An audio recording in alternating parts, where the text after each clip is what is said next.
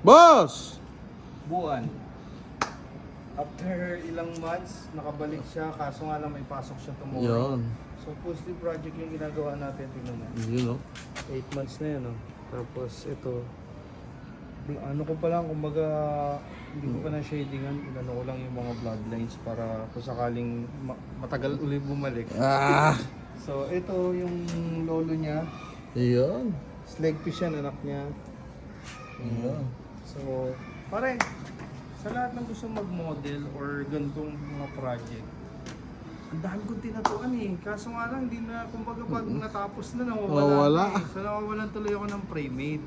Which is okay lang naman, hindi naman natin sila, kumbaga, hindi natin sila hawak. Ganon. So, naghanap kami ng model this coming May 30. 30. Lalaro tayo dyan sa Tyrant. Yes. Si Buwan, ako. Shoutout sa event ni Rex.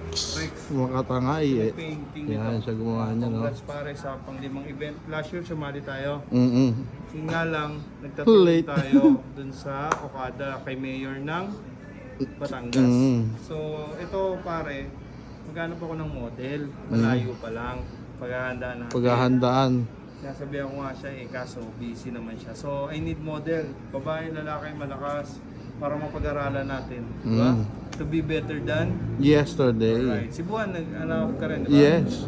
Pag-usapan natin yung price. Pag Yun. nagmo-model ka kasi niyan pare, mas lessen yung Price. Pero mas budget. madiin ang gawa. Oh. Pero masama tagal na. Yun, no? Meron pa dito yan. Nung walang boyfriend pare, pwede. Ah. Kung may boyfriend, hindi Ano kaya. yun? Halos hindi pakita eh. Anyway, thank you Lord and Who's lagi next? magpatuloy ha. Yes. See you my next client.